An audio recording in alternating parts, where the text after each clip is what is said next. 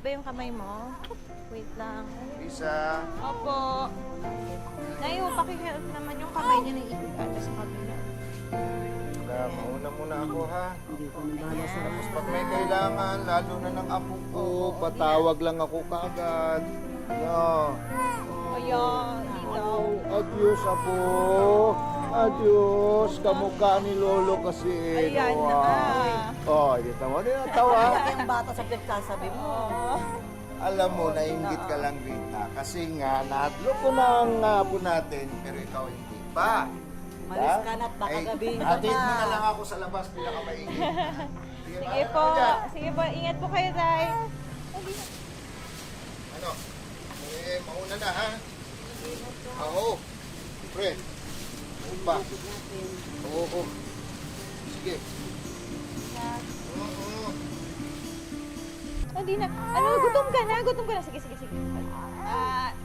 Ayo, Mike. Salamat, salamat.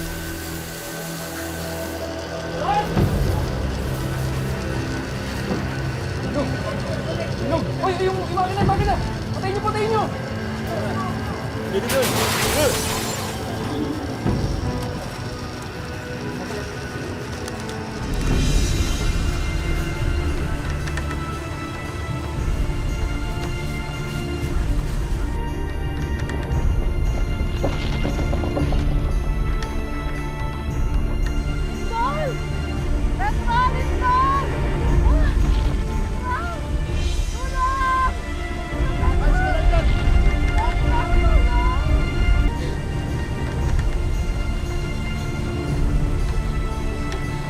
Hirap sa'yo. Sumunod ka pa kasi sa akin eh. Sandali, sandali.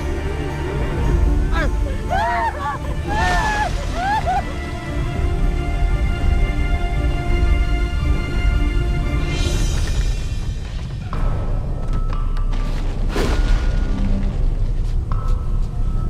Sumagot ka!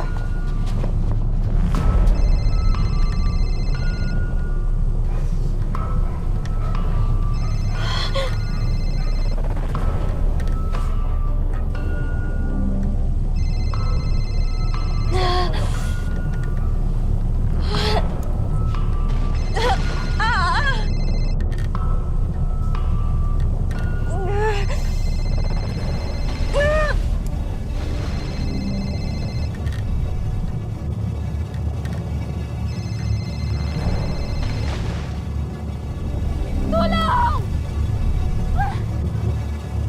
Tulungan niyo kami! Tulungan niyo na ako isa! Tulungan niyo kami! Tulungan niyo kami! Tulong!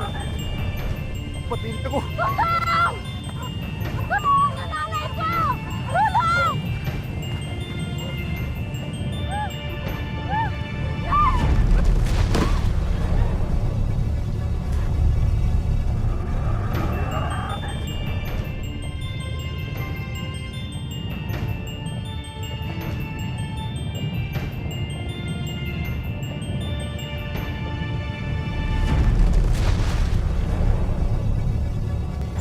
Siya, okay ka lang? Oo. Ikaw? Okay lang ako. Ang lakas nun ah. Oo nga eh.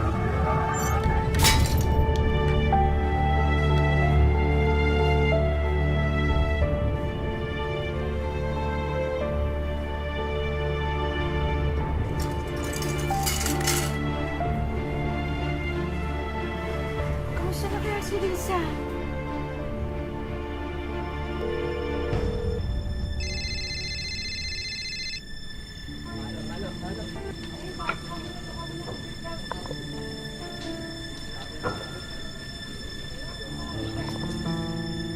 Ayos ka lang. Ayos lang ako. Tayo na, tayo na. Risa! Lisa! Lisa! Lumindol! Lisa! Risa! Yung apo natin! Ano ba yan? Lisa! Dali, baka ako ano matakang mo. Lisa!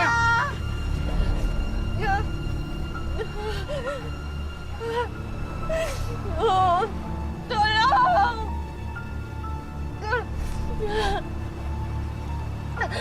Tulong! Lisa! Lisa! Lisa! Lisa! Nasaan ka? Nasaan yung bata? Risa! Risa!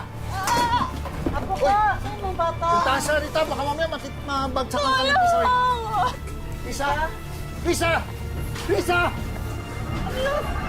Risa, tulong! Tulong! Rita, nabagsakan sila ng pader! Ala! Mga apo ko nasaan na, Risa? Risa, ang bigat! Tulong! Tulong! Pahingi ako ng tabang, ha? Teka lang, kausapin mo! Kausapin mo! Yung bata ingatan nyo! Risa, ayaw ko, Risa! Risa, lakasan mo Tulong! ako, Risa! Tabang! Tabang!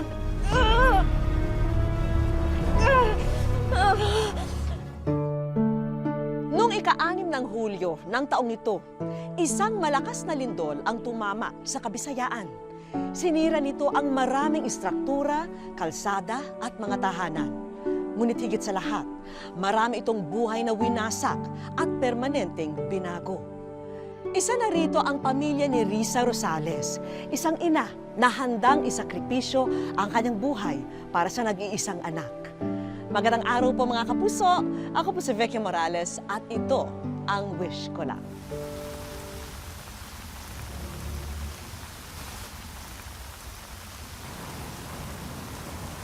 Hulaan mo kung sino. Mike! Mike! Ka ba? Baka mo makakita sa atin eh. Ano ba naman? Ba't ba kasi nagtatago pa tayo? Eh, di ba alam mo naman ng mga magulang ko?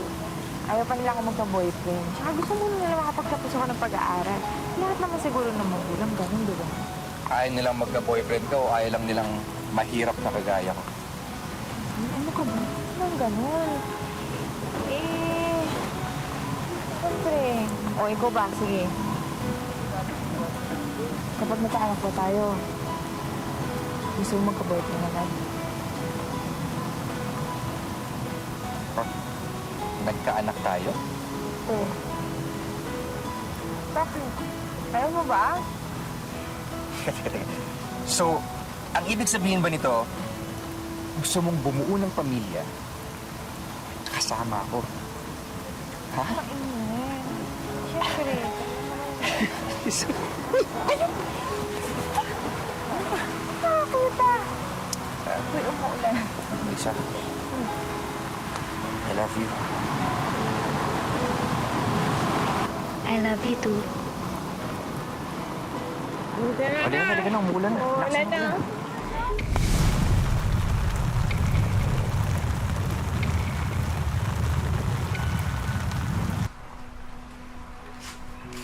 Hindi pa rin siya sumasagot.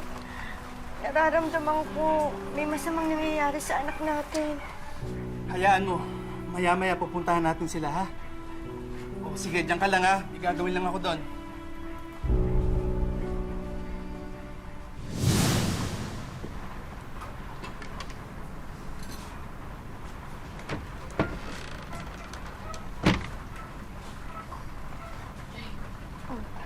Masama ba ang pakiramdam mo? May sakit ka ba? Hindi, okay lang naman ako. Okay lang. Eh, saan ka ba kasi pumupunta palagi? Papadala sa ata ang lakwatsa mo. Nay, kasama ko lang ho yung mga dati ko, classmates. O, sige na. Upo na, kumain ka na.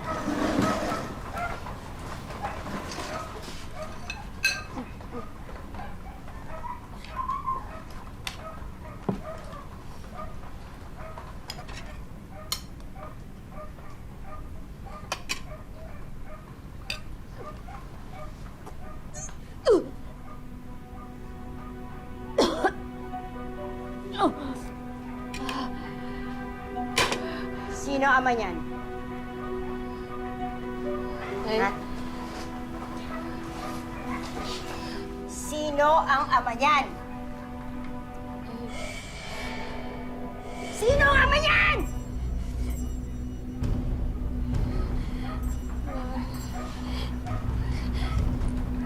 Nay, si Mike ho. Paano mo nagawa sa amin to? Pinag-aral ka namin inalagaan. Tapos gagawin mo to? Nay, mahal ko po si Mike eh. Mahal? Mahal mo siya? Paano kami ng tatay mo? Dinaliwala mo kami ng tatay mo dahil mahal mo siya? Nay, hindi po sa ganun. Ha? Nay, hindi po. Hindi po yan. No.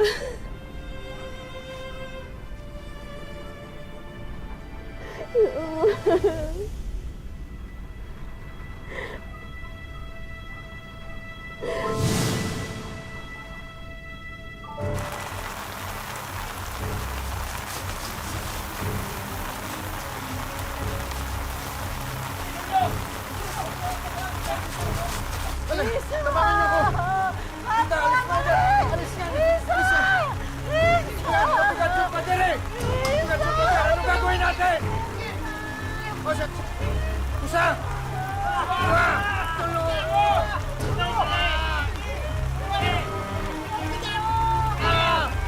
Isa! Isa! Huwag ka matakot! Dito na kami!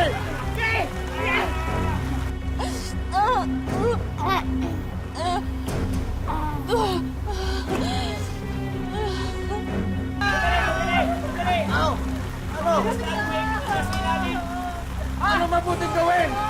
Sige! Isa! Oh, yung apo ko! Isa!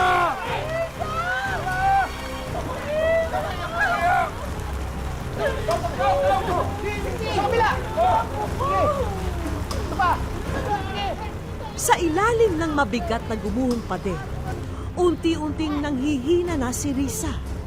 Pero pipilitin niyang lumaban para hindi madaganan ang kanyang anak.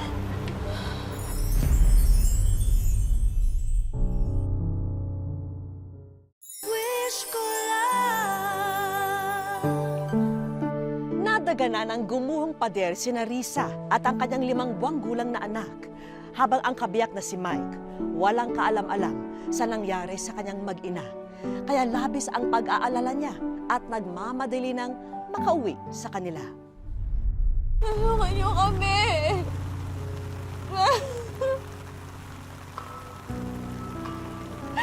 Tulungan.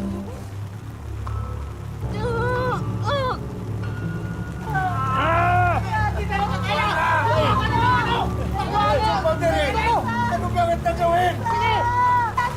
Isa! Kahoy!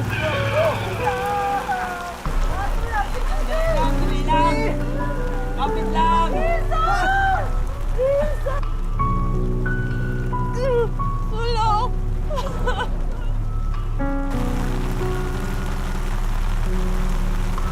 Tayo ako ko! Risa! Tulong! Tulong ko, bilisan niyo! Baka masukat mo yung apo ko! Bilisan niyo! Yung apo ko! Tik naman na yan! Alay! Marian niyo! Bilisan niyo! Parang awa nila! Isa ka! Apo ko! Isa! Risa! Isa, huwag ka mawawala ng ano! Tulong. Tulong, Nay.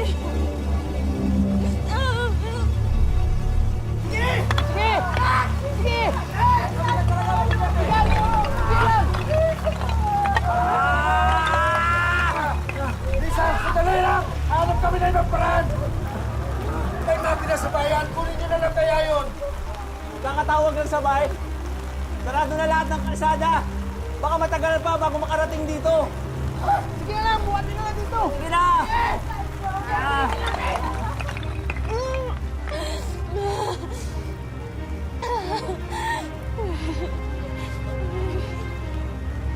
Pasakin na lang natin! Pasakin na lang natin! Hindi, hindi! Delikado yun! Baka madagalan nasa loob! Kawawa sila! Buhatin na lang natin! Kaya natin to! Dali! Dali! Dali! Dali! Hoy! Hoy! Magpuan ko po dito! Ang ito barangay! Dali!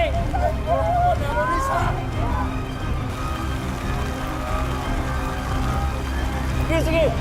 Buti nila! Gagawa pa kami ng ibang paraan na! Sige, sige, sige! Dahil hindi pa na ibang tabang! Laksan mo na ng loob mo!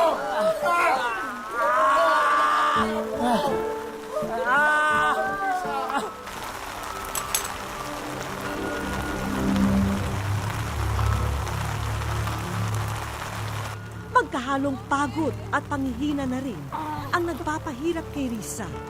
Kaya tila huling lakas na ang ginagamit niya para sanggahin ang konkretong pader.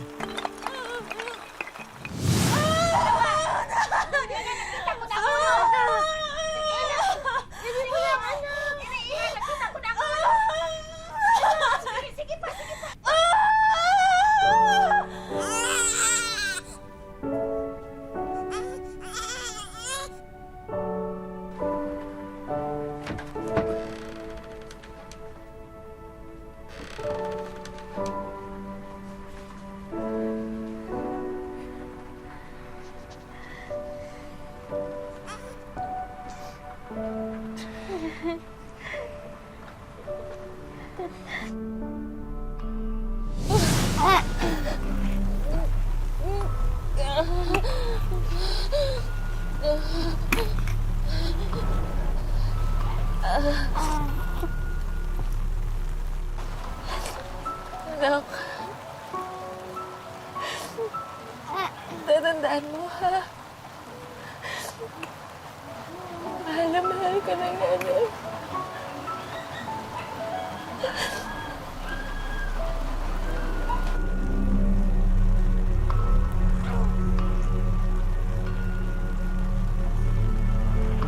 Tigas, Inong! Inong! Tigas, Dong! Sige, Dong! Ranong! Ranong! Para!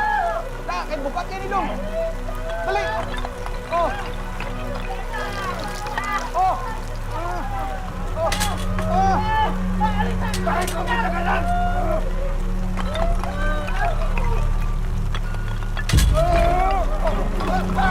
Isa! Isa! Isa! Isa! Eh! Sana lang!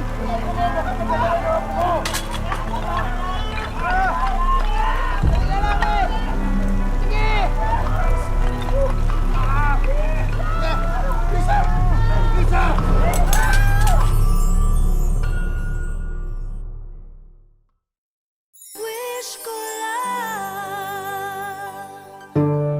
Dahil malayo sila sa syudad, walang sapat na kagamitan ang mga tao upang alisin sa pagkakaipit sa gumuhong pader sina Risa at ang kanyang anak. Sa gitna ng kawalan ng pag-asa, ipinapasa Diyos na lamang nila ang kanilang kapalaran.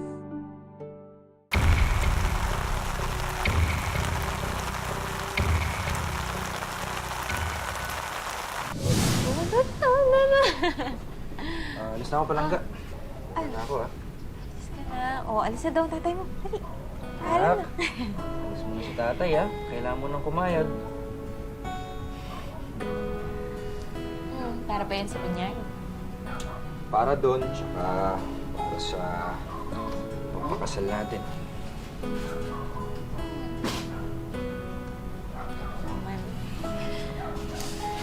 Oo. Hindi ko pa yun nakakalimutan. Kasi pangako ko yun sa'yo, tsaka naman sa nanay mo.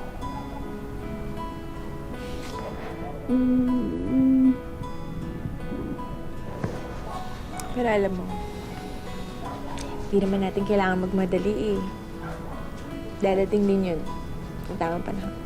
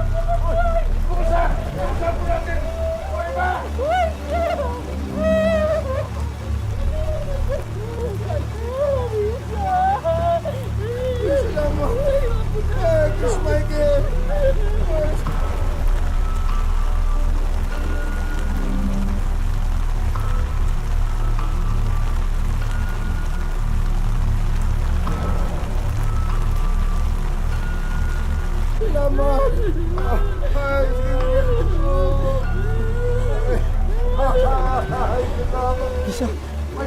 Lisa! Lisa! Lisa! Ano nangyari kay Lisa? Lisa! Lisa? Michael, Ano nangyari kay Lisa? na kami nag-uwi.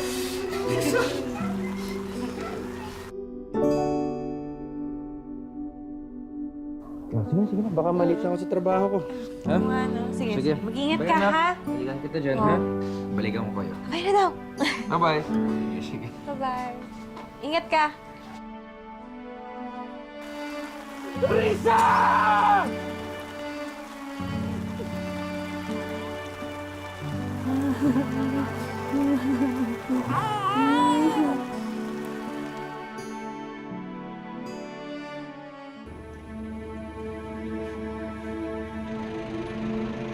Isang buwan na ang nakalipas mula nang yanigin ang isla ng Leyte ng lindol na may lakas na magnitude 6.5. Ang pinakalabis na napinsala, ang mga bulubunduking sityo sa bayan ng Ormoc. Ito ang unang pagkakataon na muling babalikan ni na Mike ang tahanan nila sa sityo Cabaonan. Dito pumanaw ang 19 anyos na si Risa. Naipit ito si Risa sa pinakasahig. Nakaupo siya sa bangko. Yung bangko nga basag na basag. Tapos, pag sabi na nga si Risa nga naipit na, papasok ko dito, kinuha ko yung bata dito sa lalim. Nakahiga, nakaganyan ang bata. Nakita ko yung kamay ni Risa, buhay pa siya. Ganyan, patulong. Para sa naulilang ina ni Risa, kinukumbinsi niya pa rin ang sarili na bangungot lamang ang lahat ng ito, na maari pa rin siyang magising, nakapiling pa ang anak. Mamaya-maya yung kaibigan ko nagpunta na naman doon. Sabi niya, May, narinig mo na ba yung balita na patay na raw si Risa? Hindi ako nakaimik. Ang isip ko naman na hindi, kaano-ano lang yun. Yung mga usap-usap na yan sa tao ba, hindi ako naniwala. Hindi ako naniwala nun. Doon ako naniwala na si Michael na talaga nagsabi sa akin. Pumunta siya sa amin. Sabi niya, Ma, wala akong magawa, Ma. Hindi ko natulungan si Risa. Kasi nandun ako sa trabaho eh. Ayoko na maniwala sa kanya. Kanino?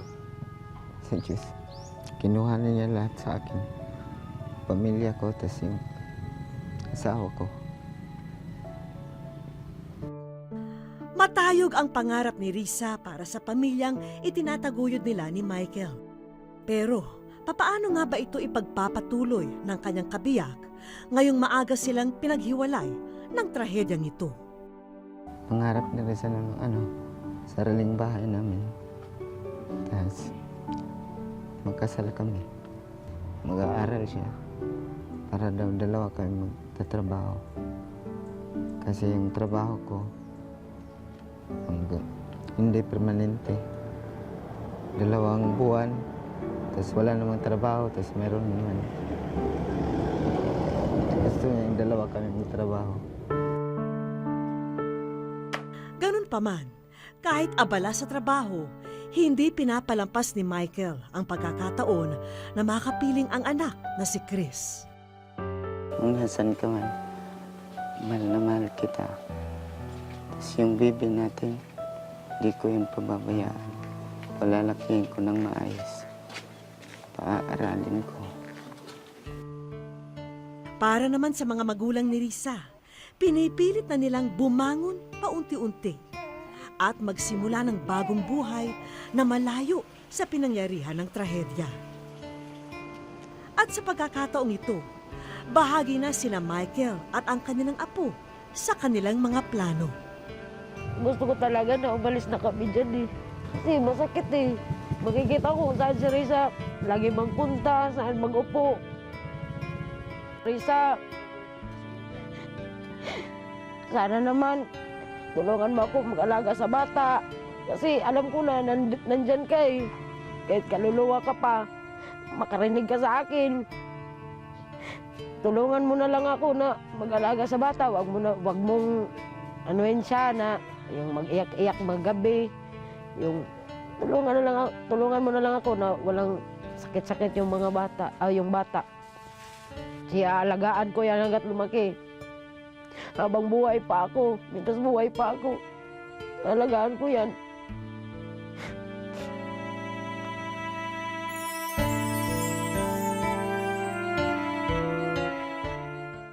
Sa aming pagbabalik, pero may napansin silang kakaiba sa pagbisita nila sa puntod ng umagang yun. Kayo ay nasa.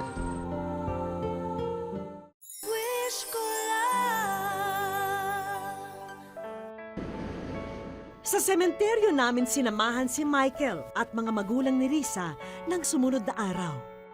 Pero may napansin silang kakaiba sa pagbisita nila sa puntod ng umagang yun. Niyanig man ng trahedya ang inyong tahimik na pagsasama. Naway maipagpatuloy nyo ang buhay sa mga naiwang alaala. Kayo ay nasa. Ang promise ko lang sa iyo, nak, na yung anak mo talagang hindi ko to pababayaan. Dadalhin namin siya sa magandang ugali. Ipaalala ko sa kanya na ganyan ang nangyari sa inyo. Pangako ko po na hindi ko pababayaan anak natin. Mamahalin ko katulad ng pagmamahal mo, anak natin.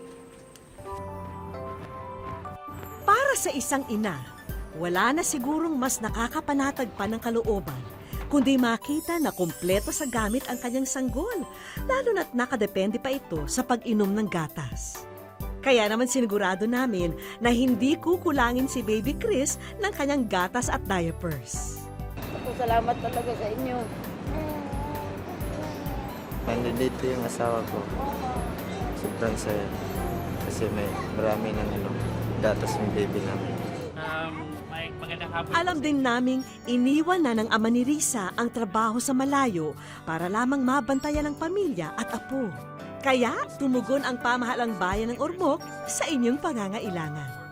Nagbibigay ng job order na trabaho starting po sa September sa ama po ng namatay po. Papasalamat ako sa inyo, pati sa kay Mayor. Maraming salamat. Para naman kay Michael, dagdag training para makakuha ng regular na trabaho. Electrical installation and maintenance in situ. Ito po yung konting tulong na maibigay sa TESDA sa iyo. Congrats. Sir, asahan niyo po, pagbubutihin ko ang training para hindi masayang kung binigay niyo sa akin. Maraming salamat.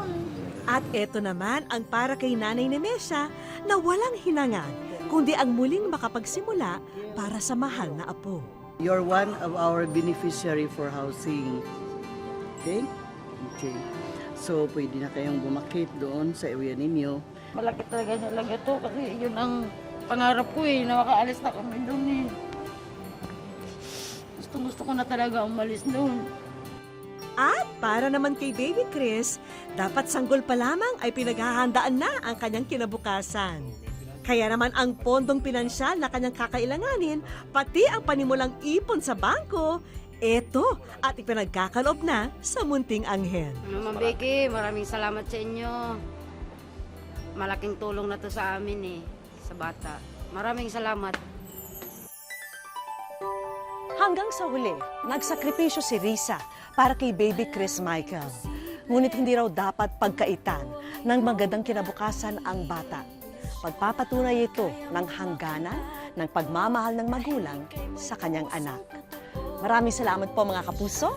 Ako pumili si Vicky Morales at ito ang wish ko lang. Wag na wag kang susuko.